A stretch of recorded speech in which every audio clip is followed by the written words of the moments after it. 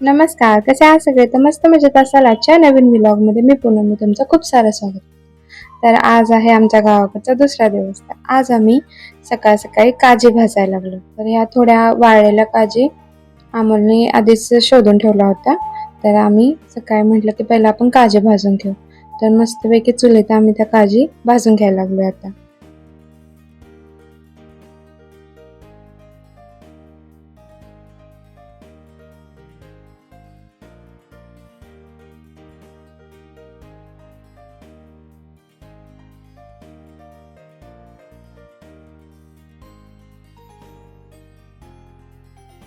अशा पद्धतीने आम्ही एवढ्या काजी भाजून घेतल्या.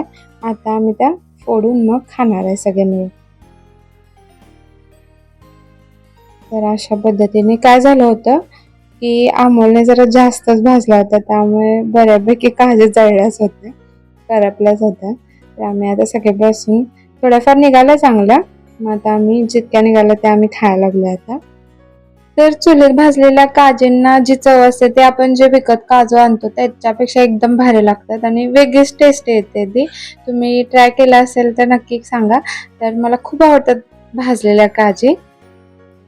तर ना इतक्या काजीतून इतक्याच काजी निघाल्या आणि हे बाकी सगळं जळालं होतं. म्हणजे त्यानं जास्तच वेळ चुलीत ठेवल्यामुळे पूर्ण ते करपलं आणि ते खाताना मग जरा कडू लागत होतं. तर जितकं होतं तेवढं आम्ही खाल्लं सगळ्यांनी आणि आणायला थोडं ते नेमकं त्यानं ते करपलेलंच खाल्लं, त्यामुळे त्याला ते कडू लागलं.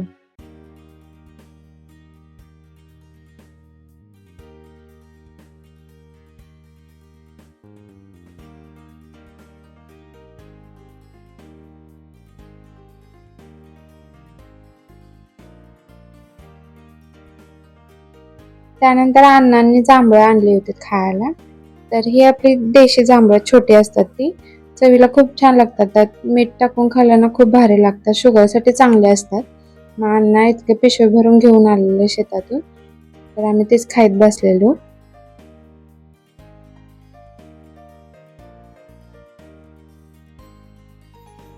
आणि इथे आमची आवराआवरी चाललेली. काल जे लग्नाला गेलो होतो त्याचा जो पसारा पडलेला तोच आमचा आवरायचा चालू होता.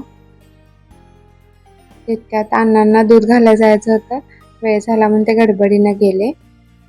आणि पाणीपुरीवाला आला होता, मग सोनी आमच्यासाठी पाणीपुरी घेऊन आली. नुसतं खायचं चाललेलं तेवढ्यात एक तर ऊन होतं आणि गारेगारवाला आला. गावाकडे गारगारवाला आला की मस्त, म्हणजे ते चवच वेगळी असते. फक्त बर्फाचं असतं पण चव वेगळीच असते. मग आम्ही सगळ्यांनी गारगार घेतलं. पहिला कसं असायचं की केसावर किंवा आपल्या ज्या दारूच्या छोट्या बॉटल असतात त्याच्यावर पण गारगार भेटायचं. पण आता ते बऱ्यापैकी बंदच झालंय. तर पैशानेच बऱ्यापैकी घेतात सगळे. आहे तसं गावाकडे पद्धत, पण बऱ्यापैकी आता नाही कोण हे करत, पैशानेच घेतात. तर मग गारगार घेतला आम्ही.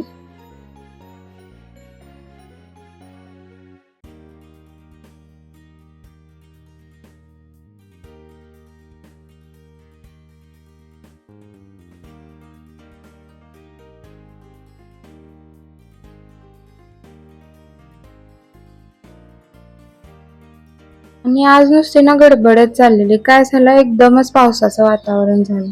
मग जे ओप्यामध्ये तीळ घातले होते वाळत, तर ते आम्हाला पूर्ण झाकून घ्यायचे होते, कारण वाळलेले तीळ होते. पावसामुळे ते खराब होण्याची शक्यता होती.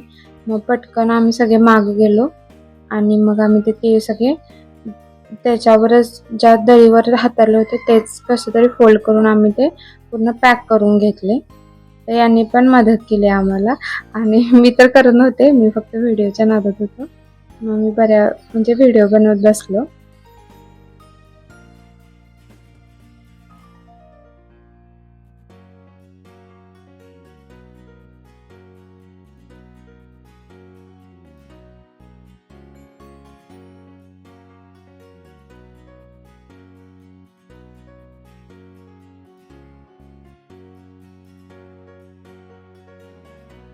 सगळं पॅक झालं आणि पाऊस चालू झाला.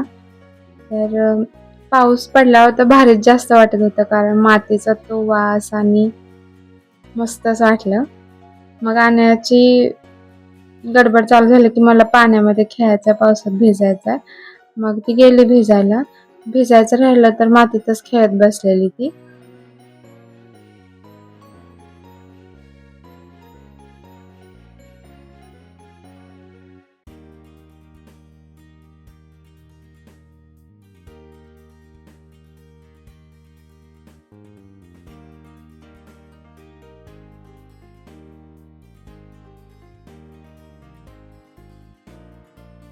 काय झालं, चिकन बनवायचं होतं.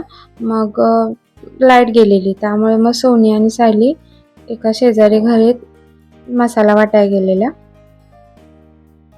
एकतर खूप लेट झाला होता त्या दिवशी, पावसाने गोंधळ घातला आणि आम्हाला एकतर निघायचं होतं, त्यात सगळं गडबड झाली. मग आम्ही जेवण वगैरे केलं. लाईट काय आलीच नाही आणि आता आमचं जायची वेळ आली. तर सगळे असे भेटायला येतात गावाकडे जायच्या वेळेला. तर पावसामुळे खूप मस्त वातावरण झालं होतं.